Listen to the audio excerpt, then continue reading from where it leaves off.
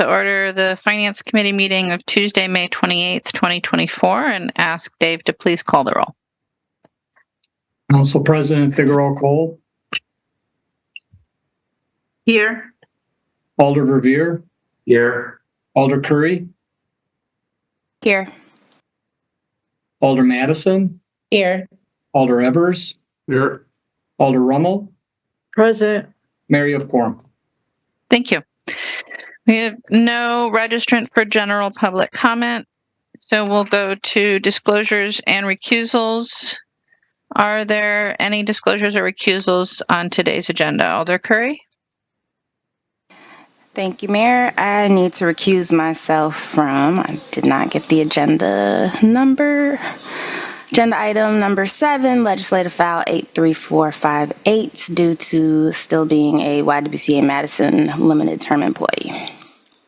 Thank you, Alder. We'll note you as being recused on item 7. Are there any additional disclosures or recusals on today's agenda? Seeing none, then we'll move on to the consent agenda. Are there any items that alders would like to have separated from the consent agenda today? Alder Curry? Thank you again, Mayor. I'd like item number 4 separated just for a couple questions, please. Item 4. Are there any additional items, Alder Rummel? Item 12. Item 12.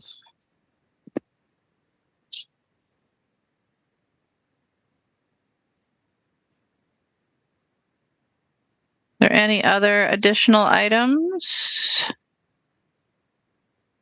Seeing none, then we will separate items 4 and 12 from the consent agenda. On the balance of the agenda, President Figueroa Cole, a motion, please. Motion to adopt. Is there a second? Second. Moved and seconded to adopt the consent agenda, which is all items except 4 and 12. Is there any objection to recording a unanimous vote in favor with the note that Alder Curry is recused on item 7? Seeing no objection, we'll record that vote and come to item 4. Item 4 is Legistar 83413, authorizing an intergovernmental agreement with the City of Milwaukee. On item 4, President Figueroa Cole, a motion, please. Move to adopt. Is there a second? Second. Moved and seconded to adopt. Alder Curry, you had questions on item 4?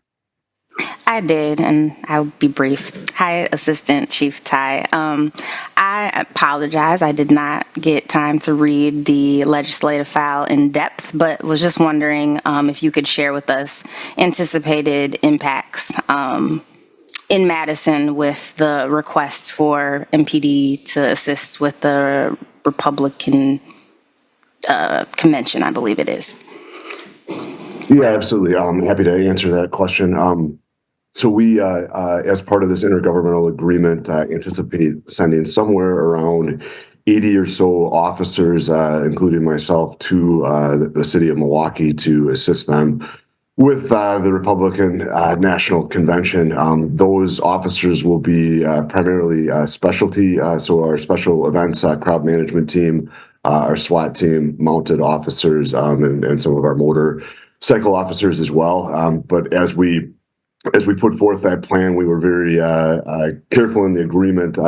Should there be any need for those police services here in Madison, we do have the ability to pull out of that agreement at any time. The number that we came up with, we were very comfortable that we would still be able to provide police services here in the city of Madison for anything that should arise. There are a number of hotels here in Madison that will be hosting delegates for the convention. So we are certainly aware of that and positioned to make sure that we're, our primary obligation is here in the city of Madison. So that's kind of the number that we came up with where we feel we can be confidently prepared to deal with anything here in Madison, but also support our sister city in Milwaukee with what they've got going on over there.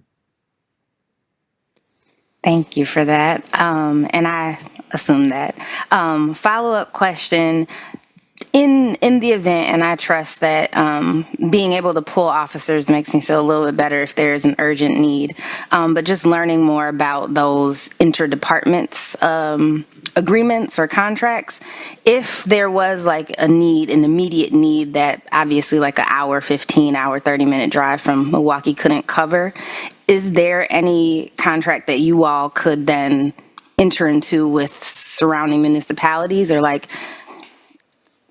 yeah, is that a thing? Yeah, certainly. So this is a little bit different than it is under the idea of mutual aid that we support other communities here in Wisconsin under the idea of mutual aid. This intergovernmental agreement's a little different because it's allowing us to be specifically reimbursed for this event, and it's a planned ahead. But if should something happen and we did not have adequate resources here in Madison, either because it was a large event that occurred that was unanticipated, or our resources were over in Milwaukee, we would still have the ability to call upon mutual aid with our other agencies here in Dane County and throughout the state of Wisconsin. Those mutual aid agreements are in place and would obviously still be honored. And there's something that allows us to do that very quickly, where we can put out a kind of in just common language and all call to other jurisdictions. And we can do that through our dispatch system. Thank you so much, Assistant Chief. I'm complete, Mayor. Thank you, Alder. Alder Evers, questions? Yes, Assistant Chief Ty, just real quick. I understand that the reimbursement may not be in full, and that for a certain portion of the expenses, i.e. the accommodations, are not covered. Is this common in these types of intergovernmental agreements, i.e. if this were on the shoe is on the other foot and the event was being held here and another municipality, such as Milwaukee, were providing support, is it standard that hotel arrangements or accommodations and per diems or things like that are not covered? Yeah, it's a good question. I think this particular agreement is a little tricky in the sense that accommodations are covered. Per diem is also covered. There's a caveat that we work to negotiate between the city of Madison and the city of Milwaukee.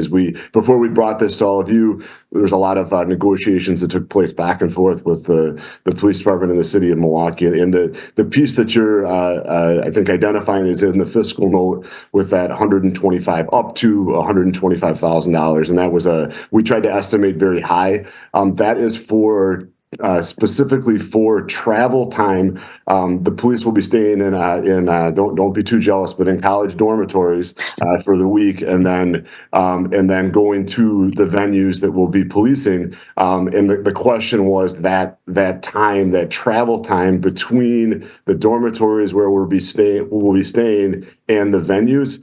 And some of the dormitories could be up to an hour outside of the city of Milwaukee. And so this is all being paid. Milwaukee is being reimbursed by a federal security grant. They've been in conversations with DOJ, the grant auditors, and they have a verbal understanding that this time will be covered, but they were unwilling or unable to put that in writing. So it's kind of a fine print. We wanted to draw it to your attention. I am confident that they will pay it based on this verbal agreement, but we're at the point of these are going to be federal auditors that may look at it and decide not to. So we wanted to be forthcoming and draw your attention. But our hope and our belief is that they would pay for that, but we wanted to. So that's the piece, is that travel time. And the reason it can get so high is that could potentially, we've got 80 officers. It's an hour back and forth both ways on overtime. That can get expensive quickly. Does that answer the question? Yeah, it pretty much answers it. So I guess I misread it. It's not the accommodations, it's not per diems, it's for travel time. But are these kinds of exceptions or negotiations pretty standard, or is there anything that's out of the ordinary given, the circumstances with this big convention in Milwaukee?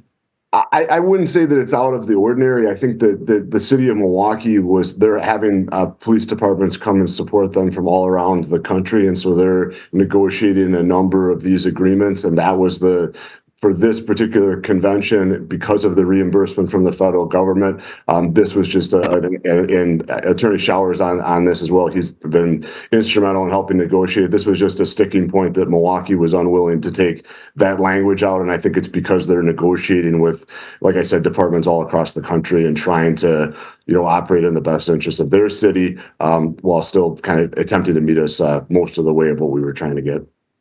Well, then I'll let the final question go to the attorney. There would have been no point for us to try to pull out of this agreement and to hold back unless they would have agreed to reimburse us 100% for all our costs. Is that correct?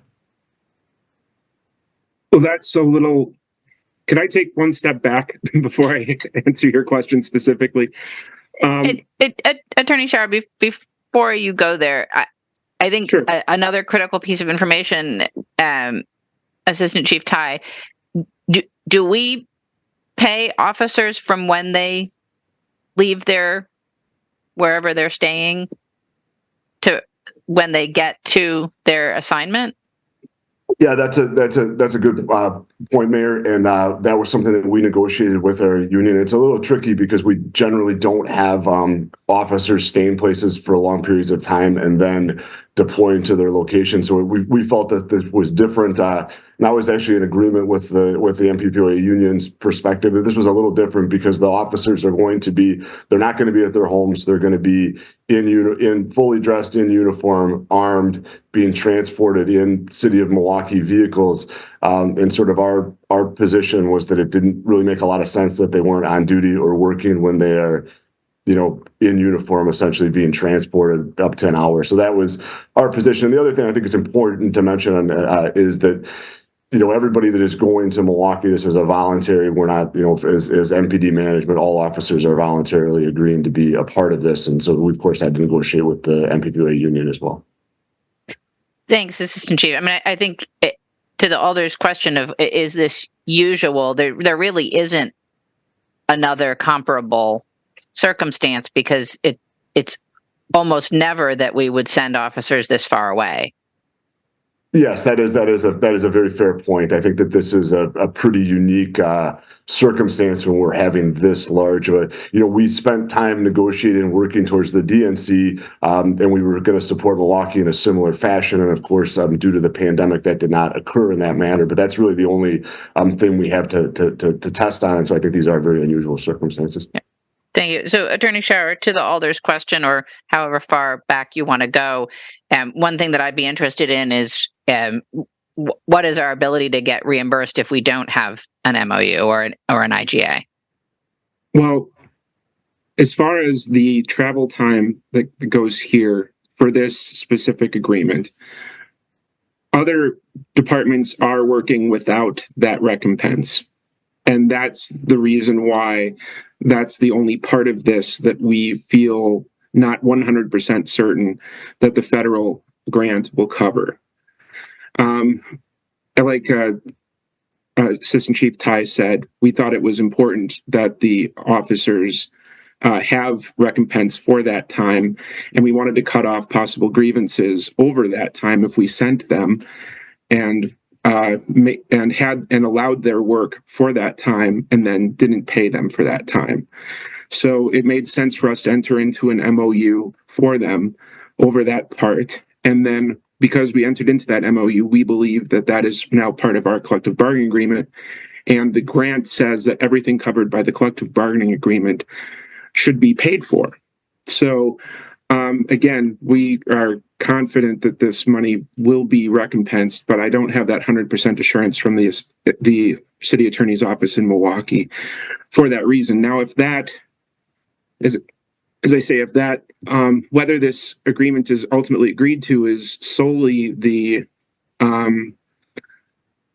purview of this body.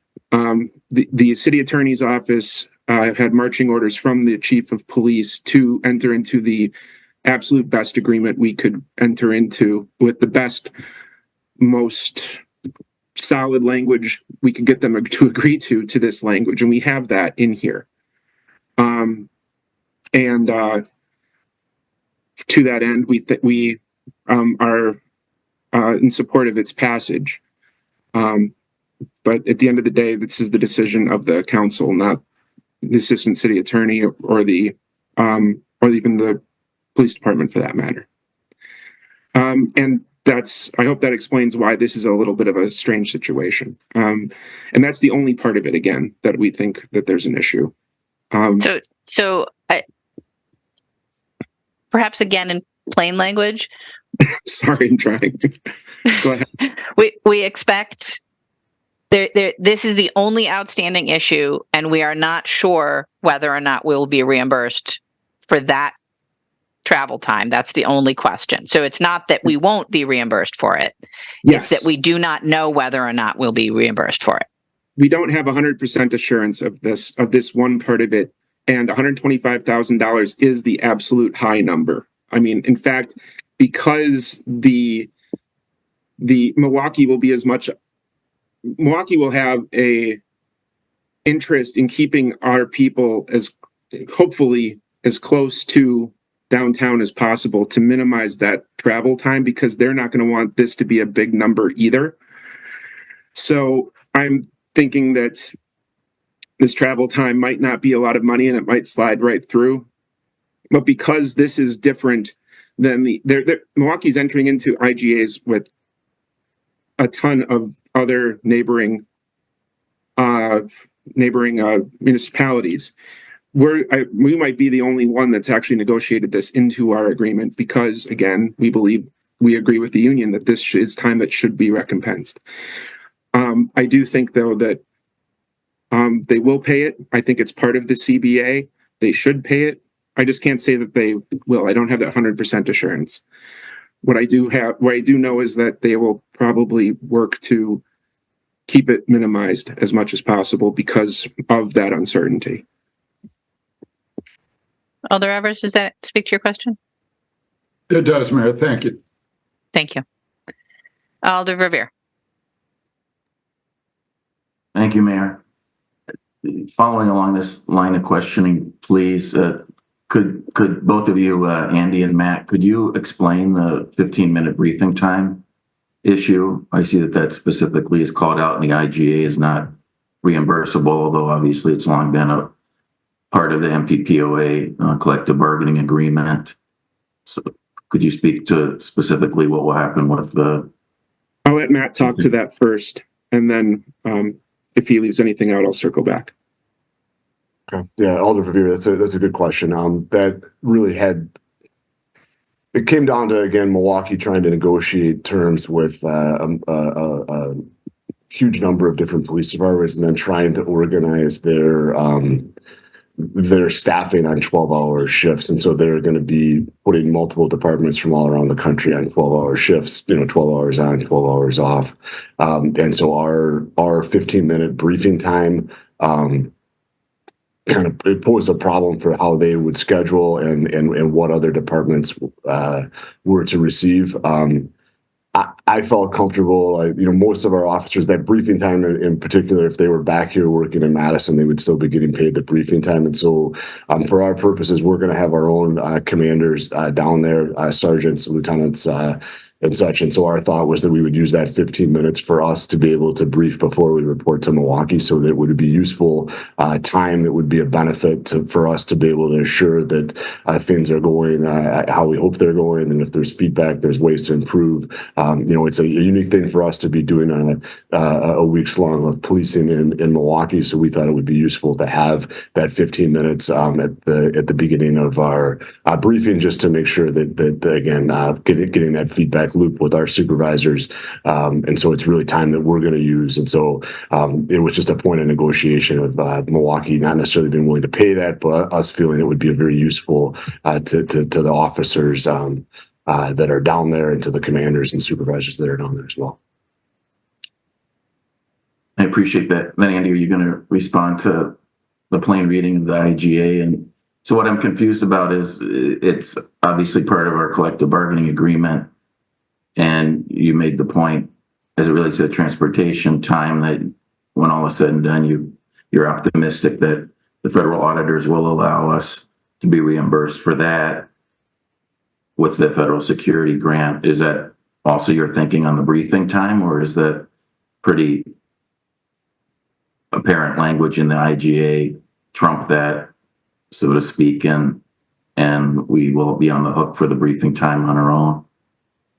That was a point of serious and extensive contention with the city attorney's office in Milwaukee.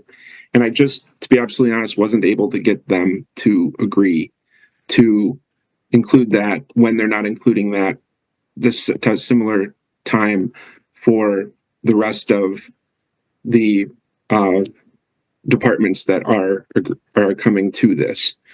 And because our people have to fit sort of seamlessly in with everybody else, we couldn't get an assurance from them that what they would have to do is effectively pull our people 15 minutes earlier from doing whatever it is that they're doing to allow us to still fit within those 12-hour shifts. They weren't willing to have us go past our 12-hour shifts to include this 15 minutes.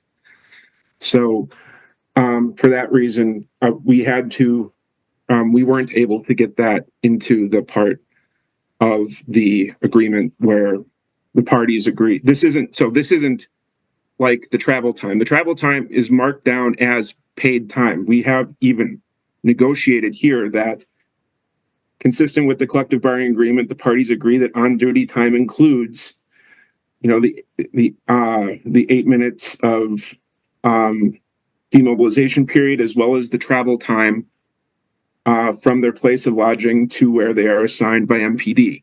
We have that in black and white for our agreement. We also have in black and white the opposite way, the 15 minutes. And after talking to Matt Ty and Matt talking to the chief was willing to say, listen, if they're not going to pay the 15 minutes, I'll pay the 15 minute, or the city should pay the 15 minutes because it's that important for us to be able to talk as MPD staff amongst ourselves. And if we're going to require that, we have to pay for it ourselves. So that's the distinction between these 15-minute periods and the travel time. Does that make sense? Yes, thank you. Yeah, thank you. I realize that I believe this is your first time at a city finance committee meeting in your relatively new capacity as ACA, so welcome. But I said that as a preamble to my question about 4 years ago, I presume that you've thoroughly reviewed the IGA that we agreed to 4 years ago for the DNC. Did that have this other language about briefing time, out of curiosity? The agreement 4 years ago did not have as much of this federal grant language interspersed in all of it as this did. They basically took the 2020 agreement through in a shredder and started from scratch. And I could not, despite starting at a completely different space, get them to agree to many of the provisions we had in the 2020 agreement, primarily because of this federal funding issue. So I had plenty of other conversations with Eric and risk management and other people about they agreed to it last time, so why aren't they agreeing to it this time? The short answer to every such question is, well, now we know they know and have received a federal grant and getting the recompense, Milwaukee getting the funding for this paid through that grant changes the landscape for everything, including this, unfortunately. I see. Yeah, when I reviewed the resolution from 4 years ago, I saw that the fiscal note was vastly different in terms of what we might be on the hook for, and I guess that explains it. So out of curiosity then, like, last question, as it relates to the IGA, assuming that, again, that your optimism is correct, and this probably maybe a better question for Teague or Betsy or, well, I don't know, any of you. JP, I see, is here as well. But what do we think that the cost of that briefing time that apparently we've all agreed we won't ever be able to have covered? What is the actual, perhaps, true cost in the fiscal note for what won't be recovered?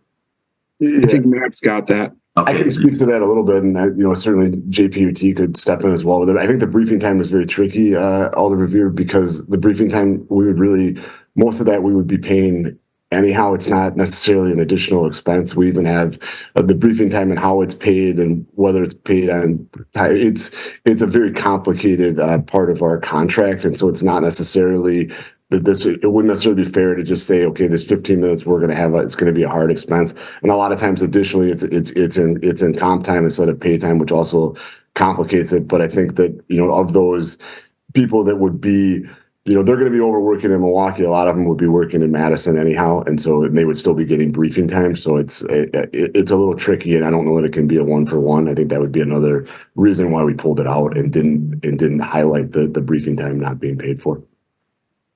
understood. So again, the fiscal note where it says up to $125,000, it won't be reimbursed.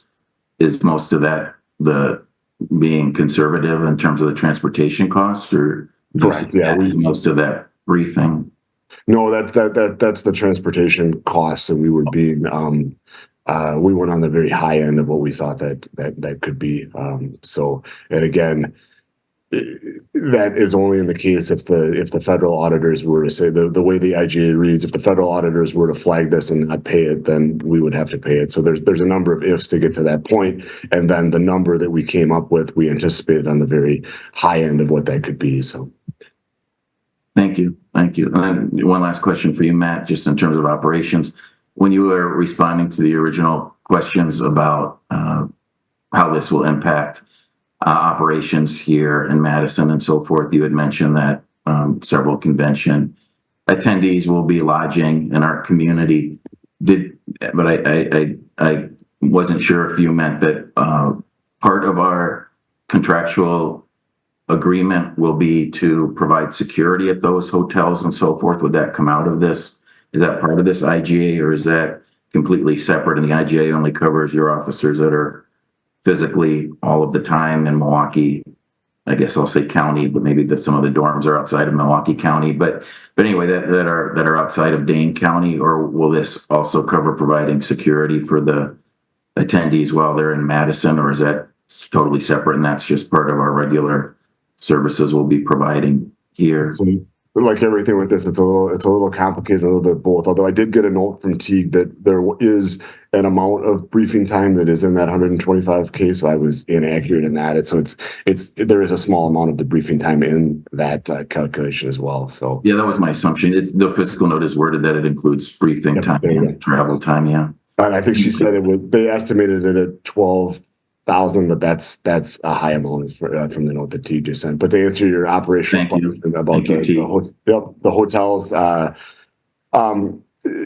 so some of the hotels, because they're going to be having delegates and dignitaries from other states, are qualified as part of the RNC event for the purpose of the reimbursement grant. And so Milwaukee PD may assign some of our resources right here in Madison. So they could take of those 80 officers and assign some to security here. There is also a chance that we may have information of protests or other concerns that we may want to support with additional officers, just depending.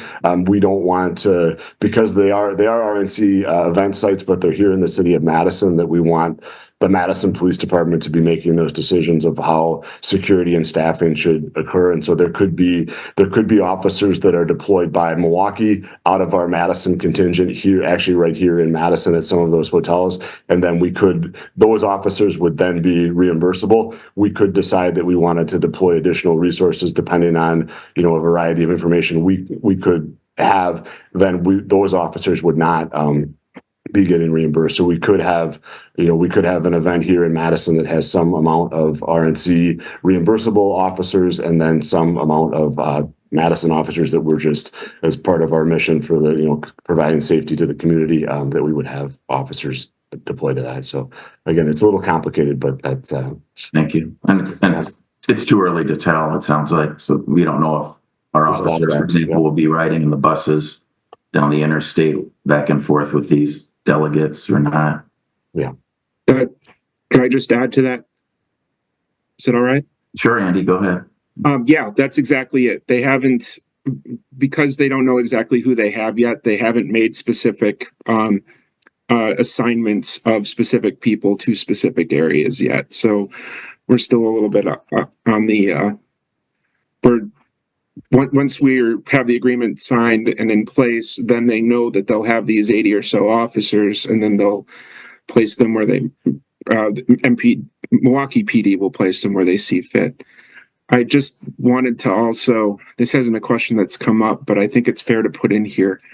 The value added to Madison and to the state for doing this is the fact that MPD has some of the best trained de-escalation and crowd control officers in the state, and I'd say even in the Midwest. And I, for that reason, as I say,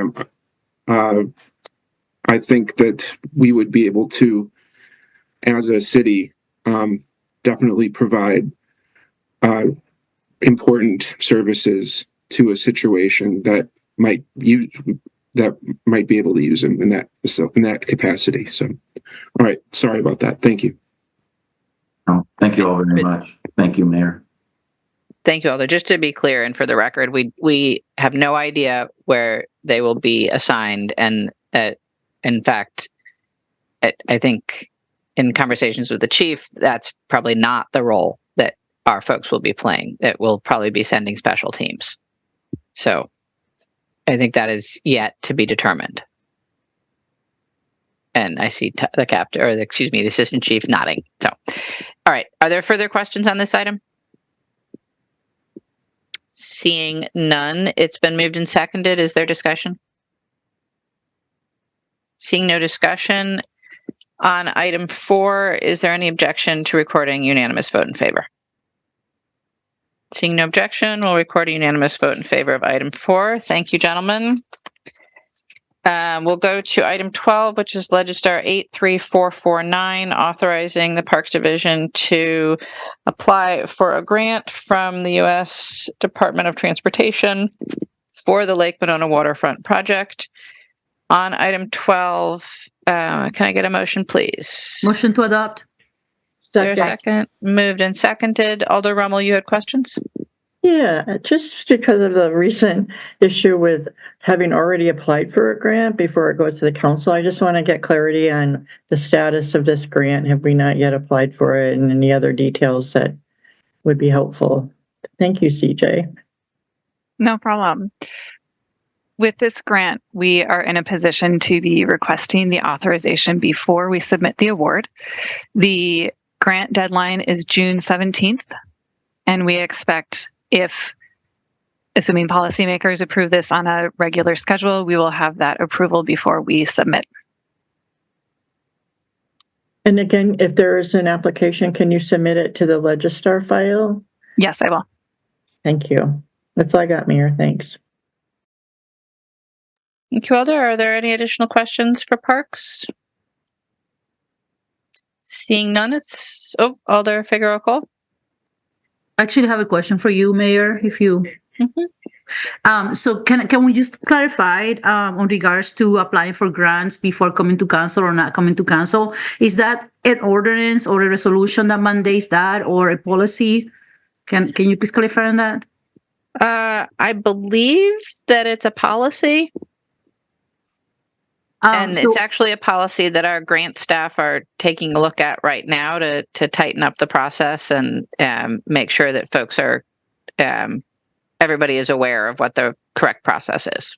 All right, thanks. Because I mean, I know that sometimes we get notification. What happened with Parks is not the first time. It just goes, yeah. So I appreciate that there's process updates coming through. But thank you. Yeah, thank you, President Figueroa-Cole. It is often difficult for staff, the time frame of being aware of the grant and then the grant deadlines or the process to get all of the required materials sometimes does not line up well with the council schedule. Sometimes it does, and sometimes it doesn't. So grant staff are taking a look at that. Any additional questions on item 12? If not, it's been moved and seconded. Is there discussion? If not, is there objection to recording a unanimous vote in favor of item 12? Seeing no objection, we'll record a unanimous vote in favor of item 12. That brings us to the end of the agenda. I'd entertain a motion to adjourn. Move to adjourn. Second. Moved and seconded to adjourn. Is there any objection to recording a unanimous vote in favor of adjournment? Seeing no objection, we are adjourned. Thank you all. Have a good evening.